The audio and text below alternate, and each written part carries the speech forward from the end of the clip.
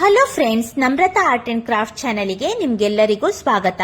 ಈ ವಿಡಿಯೋದ ಮೂಲಕ ಬಾಲಾಂಜನೇಯ ದೇವಸ್ಥಾನದಲ್ಲಿ ವೈಕುಂಠ ಏಕಾದಶಿಯನ್ನ ಹೇಗೆ ಆಚರಣೆ ಮಾಡಿದ್ರು ಅಂತ ನೀವು ಈ ವಿಡಿಯೋದ ಮೂಲಕ ತಿಳಿದುಕೊಳ್ಬಹುದು. ವೈಕುಂಠ ಏಕಾದಶಿಯ ಮಹತ್ವ ಏನು ನಿಮ್ಗೇನಾದ್ರೂ ಗೊತ್ತಾ?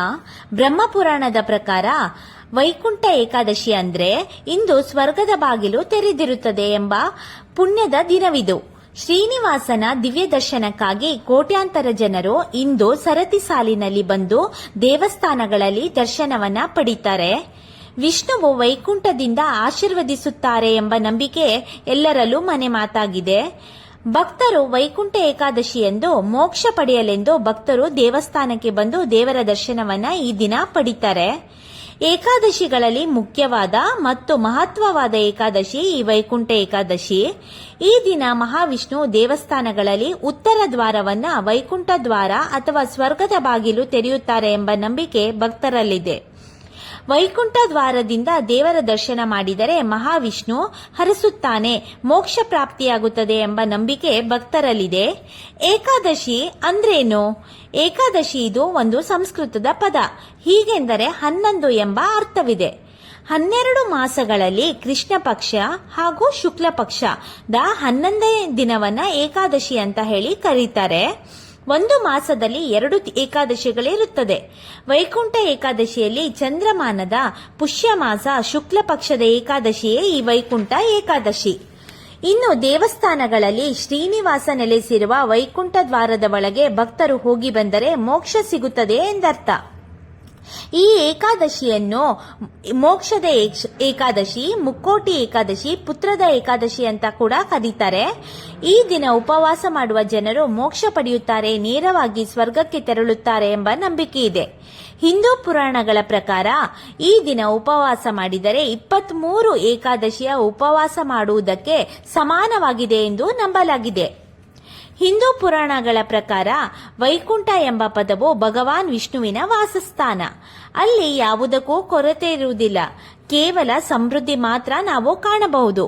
ಏಕಾದಶಿ ಪದವು ಸಂಸ್ಕೃತ ಪದವಾಗಿದ್ದು ಶುಕ್ಲ ಪಕ್ಷದ 11ನೇ ಚಂದ್ರ ದಿನ, ಅಮಾವಾಸ್ಯ ಹುಣ್ಣಿಮೆಯ ನಡುವಿನ ದಿನ. ಪದ್ಮಪುರಾಣದ ಪ್ರಕಾರ ಭಗವಾನ್ ವಿಷ್ಣುವು ಮುರಾಸುರ ಎಂಬ ರಾಕ್ಷಸನೊಂದಿಗೆ ಹೋರಾಡಿ ರಾಕ್ಷಸನನ್ನು ಕೊಲ್ಲುವ ಸಲುವಾಗಿ ಅಸ್ತ್ರವೊಂದನ್ನು ರಚಿಸಲು ಗುಹೆಗೆ ತೆರಳುತ್ತಾರಂತೆ. ಅದೇ ವೇಳೆ ವಿಷ್ಣುವು ವಿಶ್ರಾಂತಿ ಪಡೆಯುತ್ತಿದ್ದುದನ್ನು ತಿಳಿದುಕೊಂಡ ರಾಕ್ಷಸ ಗುಹೆಯಲ್ಲಿ ವಿಷ್ಣುವನ್ನು ಕೊಲ್ಲಲು ತುಂಬಾನೇ ಪ್ರಯತ್ನ ಪಡುತ್ತಾರಂತೆ.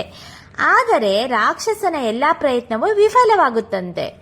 ವಿಷ್ಣುವಿನ ದೇಹದಿಂದ ಸ್ತ್ರೀ ರೂಪದಲ್ಲಿ ಯೋಗ ಮಾಯಾಶಕ್ತಿಯು ಹೊರಹೊಮ್ಮುತ್ತಾಳಂತೆ.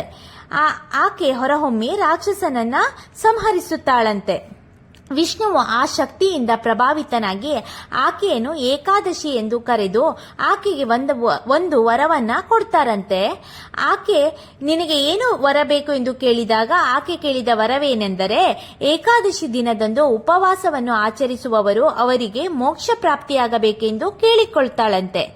ಆಗ ವಿಷ್ಣುವು ಕೂಡ ತಥಾಸ್ತು ಎಂದು ಆಕೆಗೆ ಆ ವರವನ್ನು ನೀಡುತ್ತಾರಂತೆ. ಆ ದಿನ ಹಿಂದೂಗಳು, ವಿಶೇಷವಾಗಿ ವೈಷ್ಣವರು, ವಿಷ್ಣುವಿನ ನಿವಾಸ ಅಥವಾ ಸ್ವರ್ಗವನ್ನು ತಲುಪಲು ಈ ದಿನ ಉಪವಾಸವನ್ನು ಆಚರಿಸುತ್ತಾರೆ. ವಿಷ್ಣುವಿನ ವಾಸಸ್ಥಾನ ಅಥವಾ ವೈಕುಂಠ ಹೊರಗಿನವರಿಗೆ ವರ್ಷವಿಡೀ ಮುಚ್ಚಿರುತ್ತದೆ. ವೈಕುಂಠ ಏಕಾದಶಿಯಂದು ಎಲ್ಲರಿಗೂ ಬಾಗಿಲು ತೆರೆಯುತ್ತದೆ.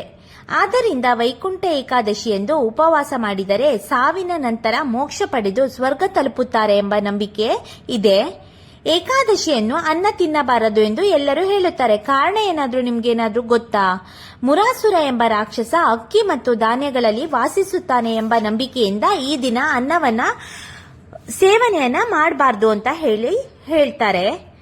ಈಗ ಇನ್ನೊಂದು ಕತೆ ಹೇಳ್ತೀನಿ. ಈ ದಿನ ಸಾಗರ ಮಂಥನವನ್ನ ಮಾಡಿದ್ರಂತೆ. ಅಮೃತ ಹೊರಹೊಮ್ಮಿ ದೇವತೆಗಳಿಗೆ ಅಮೃತ ಪ್ರಾಶನ ಮಾಡಿಸಿದ ದಿನ ಅಂತ ಕೂಡ ಈ ದಿನವನ್ನ ಕರೀತಾರೆ. ಈ ಮಂಗಳಕರ ದಿನ ಸಾಯುವ ಜನರು ಜೀವನ ಮತ್ತು ಸಾವಿನ ಚಕ್ರದಿಂದ ಸ್ವತಂತ್ರವನ್ನು ಪಡೆಯುತ್ತಾರೆ ಎಂಬ ನಂಬಿಕೆ ಎಲ್ಲರಲ್ಲೂ ಇದೆ. ಇನ್ನು ಇದಕ್ಕೆ ಇನ್ನೊಂದು ಮಹಾಭಾರತದಲ್ಲಿ ಇರುವ ಉಲ್ಲೇಖವೇನೆಂದರೆ ಈ ದಿನ ಭೀಷ್ಮಾಚಾರ್ಯರು ಬಾಣಗಳ ಮೇಲೆ ಮಲಗಿದ ಭೀಷ್ಮರು ದಕ್ಷಿಣಾಯನ ಕಳೆದು ಉತ್ತರಾಯಣ ಬರುವವರೆಗೂ ತಮ್ಮ ಜೀವವನ್ನ ಹಿಡಿದಿಟ್ಟುಕೊಂಡಿದ್ರಂತೆ. ಈ ವೈಕುಂಠ ಏಕಾದಶಿಯಂದು ಸ್ವರ್ಗದ ಬಾಗಿಲು ತೆರೆಯುವುದರಿಂದ ಈ ದಿನ ತಮ್ಮ ಪ್ರಾಣವನ್ನ ತ್ಯಜಿಸಿದ್ರು ಅಂತ ಹೇಳಿ ಮಹಾಭಾರತದಲ್ಲಿ ಉಲ್ಲೇಖವಿದೆ.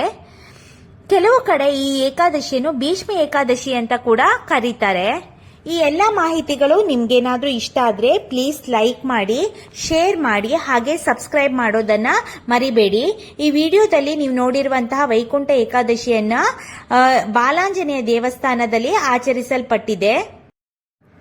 ಈ ದೇವಸ್ಥಾನ MS ರಾಮಯ್ಯ ಆಸ್ಪತ್ರೆಯಿಂದ ಕೆಲವೇ ದೂರದಲ್ಲಿದೆ.